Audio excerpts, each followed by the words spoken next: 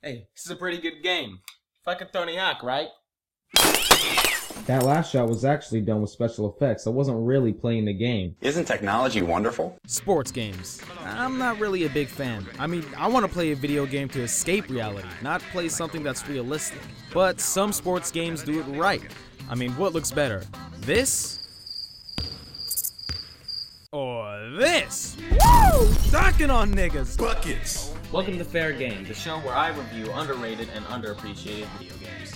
Now when it comes to sports like skating, snowboarding, and like all that extreme stuff, we actually got some pretty good shit. I mean, Tony Hawk Pro Skater 2 was like the big kahuna of them all. But just in case you wanted something a little more wacky, Jet Set Radio, or Jet Grind Radio, came out in 2000 for the Sega Dreamcast, but we're not going to talk about that. Today, we're talking about its sequel. Jet Set Radio Future came out in 2002 for the Xbox One. No, not that Xbox One, the first Xbox. Why would you name your console the Xbox One? Jet Set's sort of a hidden gem. It got great reviews and people who have played it loved it, but unfortunately not a lot of people have played it, and that kind of sucks. I know like one person who's played this game. Every time I talk about this game, I'm like, hey, Jet Set Radio Future, and they're like, Jet Pet Rodeo Putrid. You fucking piece of shit, I'll kill you! Gang violence.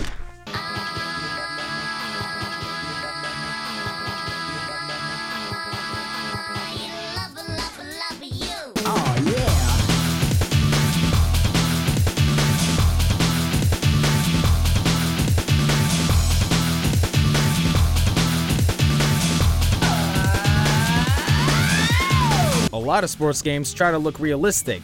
Jet Set is having none of that. Cel-shaded graphics are the way to go. Some of the colors are harsh and will clash with one another, but it works here. It looks awesome. Like, this whole game looks like something from a modern art gallery. It's also cool they have these blurs and dynamic lines. So colorful! And the whole game is really colorful. Not just the graphics, but the characters too. You got a wide cast of crazy kooks to play through this crazy story. I mean, story is good. Like, really good. I mean, do you want to expect anything big from a game about inline skating? But no, they did good. Alright, so here's the plot. First, you play as this guy Yo-Yo. Yeah, I know, he has a goofy ass name. Let's move on. So you join this game called the GGs. Fucking look, I know, the names are silly as dicks, but we gotta progress. So you join the gang, and DJ Professor K... Actually, that's a really cool name. Professor K tells you about this Wukaku group. They're trying to bring everyone down and using the police to fuck up everything, and you gotta go graffiti all of Tokyo City so people will express themselves. Also, you fight other inline skate gangs. You fight other gangs, and everyone's on rollerblades! Holy shit, ain't nobody gonna fuck with the GGs. If you want beat them, bring the buckets. Wu-Tang Clan ain't nothing to fuck with. When you fight the other inline skate gangs, you can actually get some of those people to join your crew. So you get more unlockable characters, and they're all really different and cool and everything. And I'm not really playing a game. I'm just doing this to make it look like I'm playing a video game, so you guys think that I play video games a lot. But I don't. I actually have not ever played this game before. I don't want to give the rest of the story up because there's actually twists and turns, so I don't want to spoil it for you. But trust me when I say it's good. Better than the average game. Now let's talk about gameplay. It's very simple. You skate around collecting paint cans and you graffiti stuff. You can also use the paint cans to turbo boost. Like, how does that even work? Do they put the paint cans on the... forget it. To grind, you just jump on a rail. That's it. You just get on top. Balancing? Get out of here with that shit. Controls are simple and gameplay is easy. There are some platforming sections that are a little challenging, but as a whole, this game is easy. Maybe a little too easy, but I'm actually okay with that. See, some games are made for the gameplay rather than story or presentation, and some games are all about the experience of a great epic. Jet Set to me is all about looking at some kick-ass visuals to a brilliant soundtrack. Oh yeah, the soundtrack. I wanted to talk about the music after everything else because I like to save the best for last. This is phenomenal.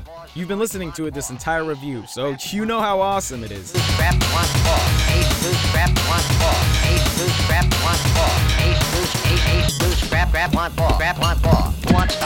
This is so funky. And the best part is you get to collect more songs by finding hidden tracks. Definitely one of the best soundtracks of all time. Like, of all time.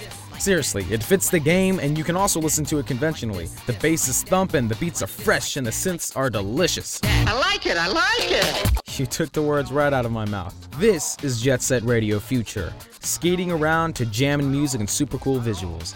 It sort of reminds me of Journey, where the gameplay and the story aren't the most prominent part of the game, it's all about the experience. Only difference is Jet Set has a lot more funk. Let's get this back where it needs to go. Like that. So guys, thanks for watching. It's been fun. Seriously though, this game is way cool. It's really fun, awesome. It's just you're the cool kid if you play this game. If you like to, leave a comment of an underrated and underappreciated video game, and hopefully I can play it and review it. Make sure you hit that dislike button and unsubscribe, because I'm done making videos. I'm not making any more. Feel good. Just feel good.